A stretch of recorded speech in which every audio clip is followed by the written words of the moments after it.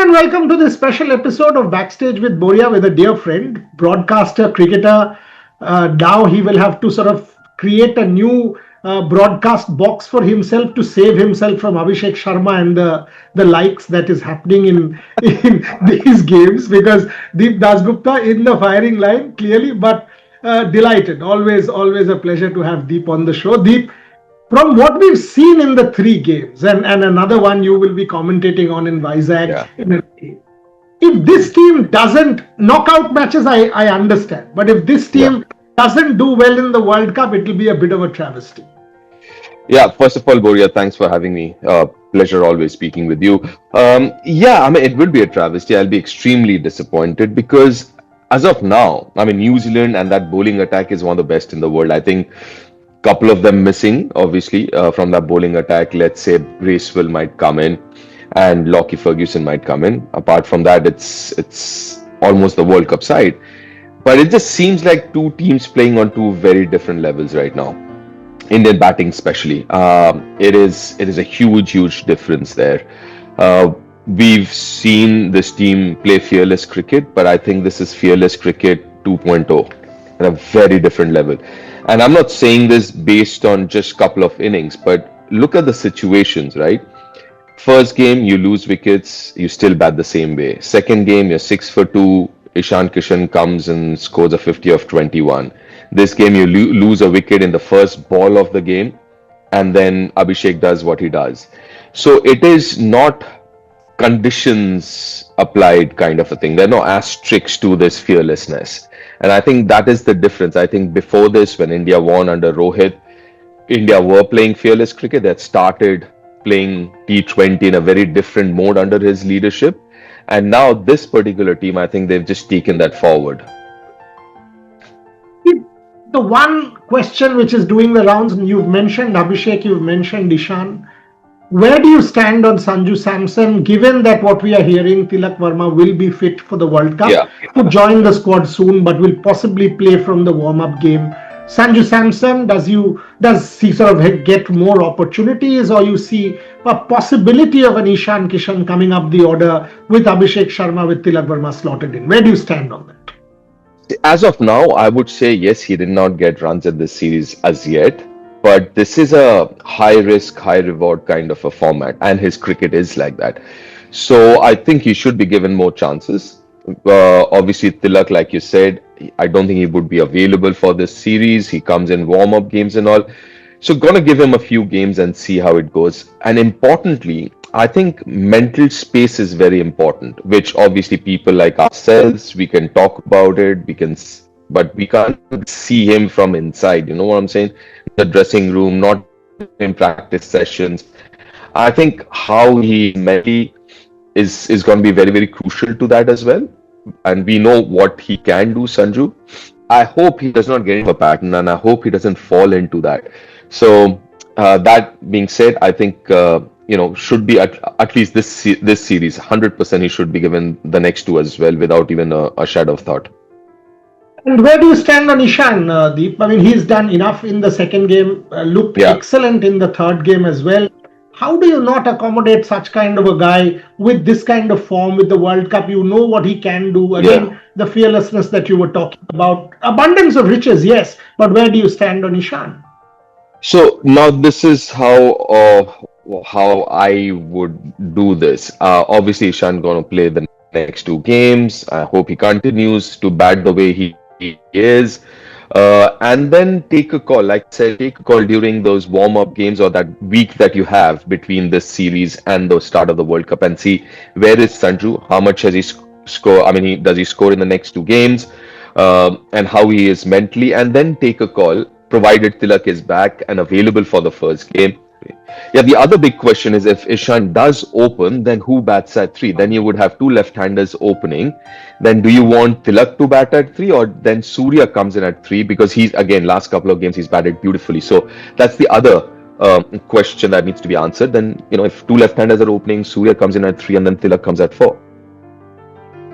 Surya, you had mentioned this to me when we last spoke, that you had every reason to believe he'll come good. He has come good. He also had the self-belief. I've been in touch with him as well. Now that the captain's coming good, and has come good, it will rub off on his captaincy as well. That's a Oh massive yes. plus for him. 100%. In fact, last game on air, I did mention it. I was like, it always reflects. Captain's form always reflects on the captaincy. Very rarely it happens otherwise. So obviously, because of that confidence in his own batting, the calls that he would be taking would be a lot more attacking, lot more fearless at times, and yeah, I mean that was quite. I thought that was visible in the second game as well. His bowling change and all of them bowled really well. But then to get in someone like Ravi Bishnoi, who generally doesn't bowl in the power play, right? So to get him to bowl in the power play, and he bowled beautifully. Yeah, I mean, when the skipper is in good form, the environment is very different. If I see the way Surya batted, because of the fact that Ishan or Abhishek kind of teed off and Mm, allowed him both games, 7 of 7. yeah. And then Surya kind of gets going. So he's been given that little cushion by his colleagues up front. That captain, Mhm. you take your time and then you will do what you can do. But this Indian team is allowing the captain to kind of get in with the 7-10 balls that he needs. Yes, okay. But the other important thing, what was very pleasing, and I again mentioned on air, you remember his first three scoring shots, game two, where he got that 50. Two covered drives, and third was a push to mid off for a single. So his first three shots or 9 runs that he got were through covers. He's an extremely good player on the offside as well. But then last few months, it just seemed to me that he is preferring to play more on the onside and behind the stump. Now, if you jog your memory back to a few of the dismisses, let's say South Africa, let's not go beyond that. Even South Africa series, you see most of those dismissals were when he was trying to play on the onside, right? Flicking the ball and stuff like that, or playing even mid on for that matter. But suddenly, this series, in fact, last game of the South Africa series, even though he did not get runs in that, but I thought the mindset was to, you know what, let me just try and play on the offside as well. And I think that is a big change. That is a massive change. And suddenly, when he starts playing on the offside, onside comes naturally to him, right? Then the other shots come out as well. And then in that last game in Guwahati, you saw, I mean, we all saw the supla, the sweep, and all of that. The usual Surya shots came out. But I think the key was for him to not be too biased towards the onside. Interesting point there. Just to kind of move track, where do you stand deep on the Bangladesh shenanigans? I think Oh, they've missed a massive opportunity. They've kind of made a whole blunder. I mean, you had a problem with the BCCI, fight it out with the BCCI. Why take it out on the ICC, alienate the entire cricket world against yeah. you? You lose 14-2, then you make it a whole issue of political bluster and posturing ahead of the elections. Where do you stand on the Bangladesh matter? Listen, I feel bad for the players, right? I mean, you have a team led by Lytton, which is a fairly good side. It's a World Cup. You know, you not everyone gets to play World Cup, and they're a decent side. You know, the younger guys who are coming through, the likes of Rishad and all, they're good players, and you would want to test yourself against the best in the world. So one is that, and it was unwarranted, is what I think. You had all of this planned out. It was fine, and then suddenly it becomes an issue. It was for me. It's a non-starter of an issue, Boria, and I think it's just unfair on the players, and yeah, I mean, I just feel bad for the players, and again, they could have been smarter about this. I agree. They could have been very smart and just kind of rallied or tried to rally the support against the Mustafizur matter and could have played it smart. Instead, what they did was alienate the whole cricket world and go on to lose 14-2 in trying to do the entire political posturing. But the other Yeah, political yes, sir. posturing Yeah. is Pakistan. I mean, look at Mr. Naqvi again after the Asia Cup. We will decide on Friday or the Monday. One day he says we will boycott. The next day, what we might boycott. Next day, the team is announced. This is, political posturing and shenanigans of a very different nature. Yeah, but Boria, my thing is you kind of edge or nudge Bangladesh to take such a drastic call, right? Yeah. So then let's walk the talk. I mean, then why are you aren't backing out then? You know what I'm saying? I mean, Bichara Bangladesh, you kind of, we support you, we back you and all of that. But you know what? You don't play the World Cup. We'll go and play the World Cup or whatever the thing is right now. I don't know. I mean, I've been reading about they will come, they won't come. I mean, uh, 10, 15 days to go, right? 2 weeks to go before the World Cup. Decide, right? And let the players focus and concentrate. Again, Pakistan is a good side. It's a dangerous side. Yeah, I mean, they should maybe qualify for the top four, or especially in the subcontinent. Um, but then it's just weird. I mean, it is really really weird. I mean, but just make up your mind. Do what you have to. That's what they won't do, because they will want Yeah. to put BCCI under pressure. They'll want to put ICC under pressure. It doesn't work, because India is not dependent on the World Cup money. IPL is good enough. Pakistan doesn't have the financial might to boycott a tournament and get away. They need this money. The writing is on the wall. Yeah, you were spot on when you said they led Bangladesh up the garden path and then literally kind of abandoned them and walked away. And now this whole posturing, injustice has been done, but we will not decide until the Friday or the Monday. You think the cricket world will see through this time? But hopefully, and they should. I mean, listen, it's a World Cup, it's an ICC event, it's happening here in India and Sri Lanka, right? You didn't want to come, fair enough. You want to play in Sri Lanka, and this was decided long ago, right? I think a year ago. That the hybrid model. So now where is the problem? And now what do you want to do? I mean, just make up your mind, do something. To be fair, I don't think ICC would be losing, and especially BCCI would be losing any sleep on this. You don't want to come, fair enough. I think Uganda is ranked 22. Fair enough, they come in. Yeah, again, it's the players who will suffer. Coming back to the team again, Deep. I mean, Kuldeep Yadav kind of hot and cold a little bit in the ODIs, Yeah. in the T20s also. Varun's done very well. Are you a tad worried about Kuldeep? I mean, or is it not a question? He will be back. We've seen how good he can be. Yeah. Your thoughts on India's spin? Aksar, Kuldeep, Varun? I think but chances are, I don't see India going in with three spin unless it's a turner, right? I think India would be in with three seamers with Bumrah, rather Hardik, three seamers and then two spinners. Yeah, I mean that's how I see it, and then obviously you have the six bowling options otherwise. And but with Kuldeep, let me just say this. I think Kuldeep and we were having a chat a while ago. Where was this? I think it was in Nagpur or something. And he did mention that there are certain things that he wasn't happy during the ODI series and something that he's working on. So the second game when he got an opportunity, he bowled beautifully. But I think again he looked a little off the last game, the third T20. But I know for a fact that he's working on something, and the kind of experience that he has and what he does, left arm wrist spin. That's such a difficult thing in any which way. So I think he should be all right. I think he should be all right. Now the question is, what games does he play? I mean, what kind of pitches would we have for this World Cup where we can actually play both Kuldeep and Varun? And the one man who comes and makes a fundamental difference to this team, I mean, I see him, I feel amazed. Incredible catching, incredible batting, bowling, Hardik Pandya. The moment he steps into the team, the whole balance changes. I mean, I Oh wouldn't yeah. be mistaken if I say he's the most valued cricketer in the T20 format in the world. I'm not surprised at all with that statement, and I would tend to agree as well. Because the other important thing is with him bowling the way he is with the new ball, Boria, with the new ball in the first six, that gives you so much of flexibility to use Bumrah.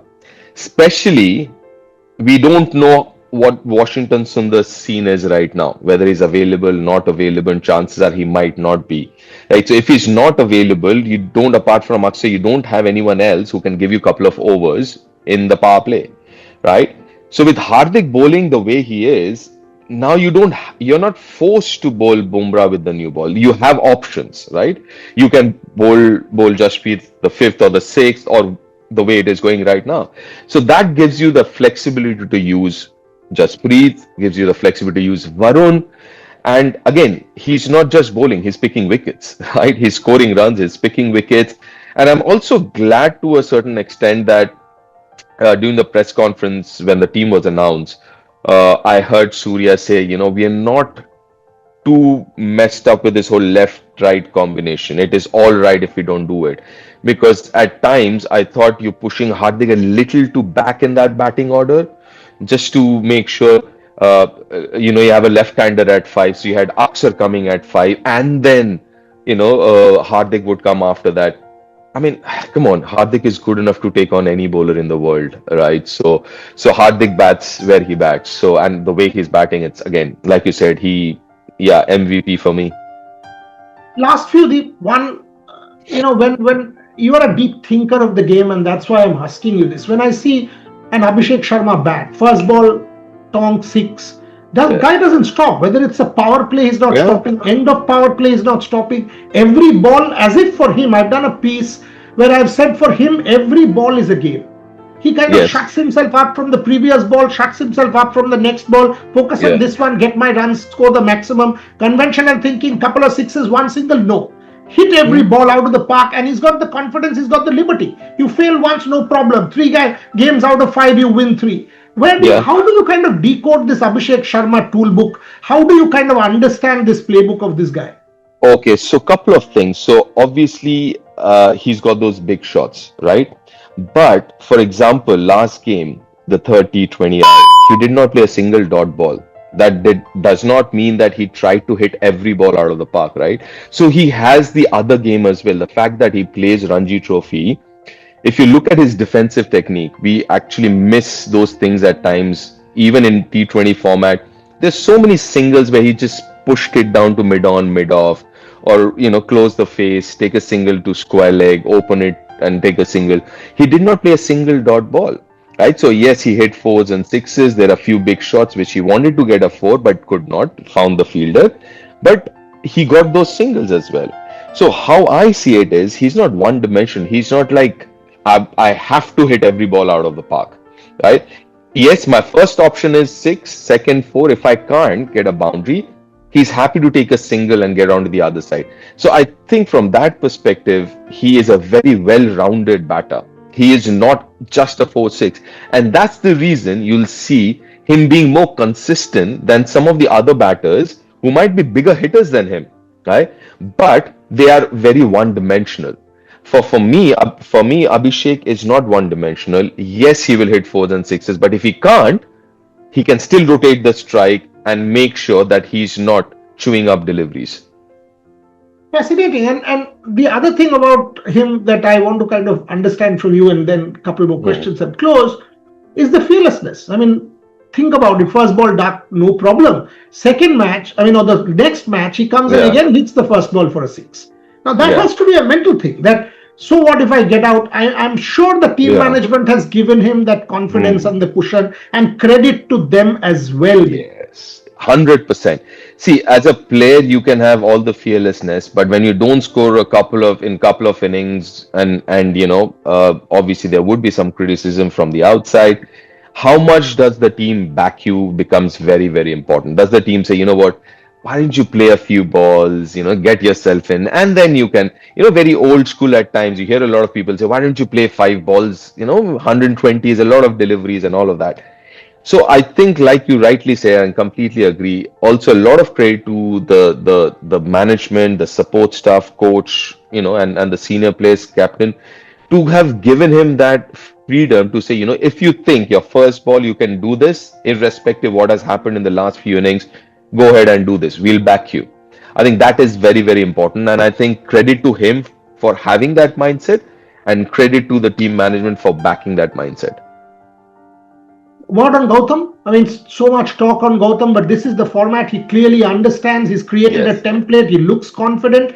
If I rank his thing, it's T20, T20, at least the top 3, and then ODIs. And he's kind of found his mojo in this particular format with IPL, also with the Indian team. Is looking good here, Gautam? Yes, he's looking good, but maybe we can talk about this some other time when we have more time. Is his when you look at the other formats, again there's a transition, and that transition, he needs more help as well, right? Like I said, maybe for some other time we'll save it. But this format, obviously, the kind of talent, ready talent that we have, not talent, but ready talent. Rinku Singh, great example. Out in the wilderness for what, 2 years? Or sorry, Ishan Kishan out for 2 years, Rinku Singh for what, 7, 8 months, Bishnoi for 11 months, comes back and they do what they do. So I think there is a lot of ready talent in this format, and that also helps. So before we start judging Gautam for the other formats, I think we need to understand the nuances as well. As far as T20 is concerned, like you said, I mean, listen, this is where he made his name as a coach as well, this format, right? We came to know about Gautam, the coach, through this format, and it just continues. Last one, are you a tad worried about catching? Because that's kind of one area where I'm not seeing the consistent improvement I would like to see. I mean, I've seen Mm. multiple, I think 12 catches here in England, X number of catches in every Yeah, series. We are yeah, seeing a number of dropped catches, and in a close game, especially in a knockout. See, the way I see it is, if it's a bilateral, I yeah, will back India against anyone. Because with this yes, quality side in a bilateral, I don't see any cricket country in the world at this point to beat India in yeah, T20 cricket. The yes. moment it's a knockout, one great performance, one great spell can kind of derail you. It has happened in the past with the best of players. And that's where catching kind of becomes very, very important for me. Your thoughts? Mm. Catching hasn't been at its best. I agree with that. And I was having a chat with the coach as well, as in the fielding coach, and he's working on a few things. And we spoke in detail the technical side of it and how to improve and all. And also, if you, I think Nagpur, a few of them went down, right? That was the first, yeah, that was the first T20. The lights also a little different in Nagpur. So you have two layers of lights. You have the floodlights, and then under the roof there is another set of lights. Right? So yeah, the players will never say it was the lights and all. They won't give you those excuses. But I know, having played the game, that under those lights it can be a little difficult. It is not the easiest of venues to take catches. Right? So again, I'm not justifying it. Yes, they need to improve. And I think, and I know, not think, I know that the Indian fielding coach, T. Dilip, he's working out those things. He's working really hard with the players to get a few things sorted. Not even 10 days to go for the start of the first game, the day this is being broadcast. Deep. I mean, we recorded it yesterday. It's being broadcast on the 27th of Jan, 7th Mm. of February in Mumbai. India plays its first match against the United States. Am I right?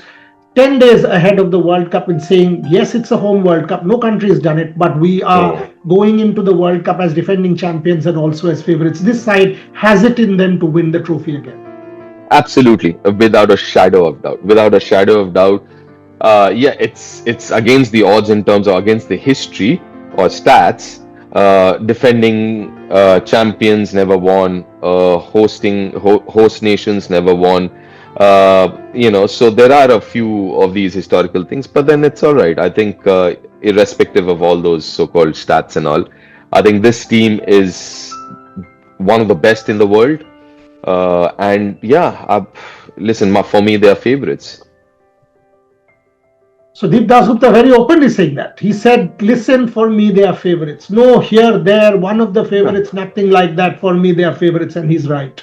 From what we've seen of this team, whether it's fearlessness, whether it's batting, whether it's the bowling, which is coming good, the way this team is playing, New Zealand is a top quality side. You finish games in 10 overs, 15 overs, it's a statement. I mean, they're kind of injecting fear in the opposition, and that's a very interesting aspect of Indian cricket. We both know that we cannot get too far ahead of ourselves. We both know there are knockout games. We know there are good sides like Australia and South Africa. Having said that, sitting today, 10 days ahead of the World Cup, both of us have no doubt in saying that India start favorites. Deep, catch up soon, maybe Sure. during the World Cup, if not before. Definitely look forward to a physical interview, taking you out for a meal and celebrating together. Been a while, but it's good to see you, and thank you very much for giving me time. It's been an always an enjoyable conversation with you. Thank you very much. Thank you. Thank you for having me, Boria. Thanks.